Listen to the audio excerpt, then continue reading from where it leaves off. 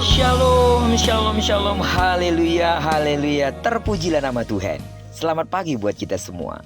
Sungguh Tuhan kita baik dan teramat baik, amin. Dan dalam kebaikannya sekali lagi Tuhan sudah membangunkan kita kembali di akhir pekan minggu ini, Sabtu 10 Juni tahun 2023. Kita pasti akan diberkati hari ini, percayalah. Baiklah, sebelum kita lebih jauh melakukan semua kegiatan pekerjaan kita hari ini, mari kita landasi hidup kita terlebih dahulu dengan mendengarkan firman Tuhan dari pembacaan Alkitab satu hari satu pasal dari bacaan 13 hari bersama kitab 2 Korintus. Dan hari ini kita sudah berada di hari yang ke-7, maka kita akan membaca kitab 2 Korintus pasal yang ke-7 ayat pertama sampai dengan ayat yang ke-16.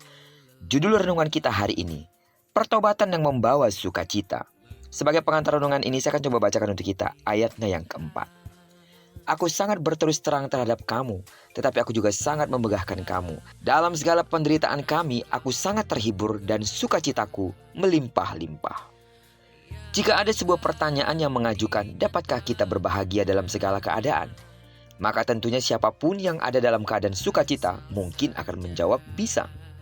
Tapi bagaimana jika pertanyaan yang sama diajukan kepada orang yang sedang berada dalam keadaan duka cita? Misalnya kehilangan keluarga terdekat atau jatuh sakit. Bisa dipastikan tidak banyak orang yang mampu merasakan kebahagiaan dalam keadaan demikian, betul? Sebab situasi seperti itu identik dengan rasa sakit dan pengorbanan perasaan. Dalam pasal yang kita baca hari ini, Paulus mengungkapkan bahwa dalam segala penderitaan yang dialaminya ia sangat terhibur dan berlimpah dengan sukacita. Sebenarnya secara logis tidak ada kaitan antara penderitaan dengan penghiburan, apalagi sukacita. Namun luar biasanya, Paulus mendapati bahwa kunci sukacita itu bukan dari aspek lingkungan di sekitar dirinya, melainkan karena keeratan hubungannya dengan Tuhan. Dan fakta inilah yang membuat dirinya mampu untuk senantiasa bersukacita. Selain itu, Paulus juga bersukacita karena duka cita jemaat. Duka cita ini bukan keputusasaan yang menghasilkan kematian, melainkan wujud penyesalan atas dosa-dosa. Duka cita seperti ini akan menghasilkan pertobatan, yakni perubahan dari hati yang penuh dosa menjadi hati yang memuliakan Allah. Duka cita tipe seperti ini membawa orang pada keselamatan, juga meneguhkan jemaat di dalam kebenaran firman Allah. Panggilan pertobatan adalah hal yang tiada henti-hentinya diberitakan dalam Alkitab. Amin. Pemberitaan itu juga menjadi tugas orang percaya. Orang yang sedang berjuang untuk bertobat akan memperoleh sukacita. Ketika ia tidak lagi berkompromi dengan dosa dan pertobatannya makin sempurna, maka sukacita akan memenuhi dirinya, karena Allah berkenan kepadanya. Duka cita pun berubah menjadi sukacita yang melimpah, karena orang-orang percaya bertumbuh bersama di dalam ketaatan dan dalam kasih.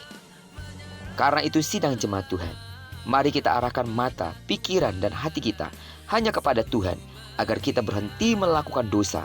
Dengan demikian sukacita sorgawi akan mengalir di dalam hidup kita. Kita bersukacita dalam merespon karya keselamatan Allah di dalam hidup kita, karena hanya Dia yang memberikan kita keselamatan. Terpujilah nama Tuhan. Diberkatilah kita, kiranya perenungan pada pagi hari ini dapat mengingatkan kita kembali bahwa sukacita kita tidak hanya didasarkan pada apa yang kita miliki secara fisik, pada apa yang kita miliki secara materi, tapi sukacita yang kita miliki adalah karena kita telah diselamatkan oleh Kristus. Diberkatilah kita di sepanjang hari ini, digenapi firman-Nya telah berjanji bahwa apa yang dikerjakan tangan kanan dan tangan kiri kita dibuatnya berhasil. Kemanapun kaki kanan dan kaki kiri kita melangkah, di sana pasti kemuliaan Tuhan akan dinyatakan. Tidak jemu-jemunya terus aku berdoa, kiranya kasih karunia Allah melimpah dalam hidupmu. Jika bersatu musuh datang menyerang engkau, tapi karena kekuatan dan perlindungan Allah ada padamu, maka musuhmu akan lalu daripadamu. Dan terjadilah kesembuhan bagi sidang jemaat Tuhan yang sakit secara fisik. Dalam nama Yesus, sembuhlah sesuai dengan takaran imanmu. Diberkatilah kita bersama dengan orang-orang yang kita kasihi, serta bersama dengan orang-orang yang kita cintai dimanapun mereka berada. Terpujilah nama Tuhan. Shalom.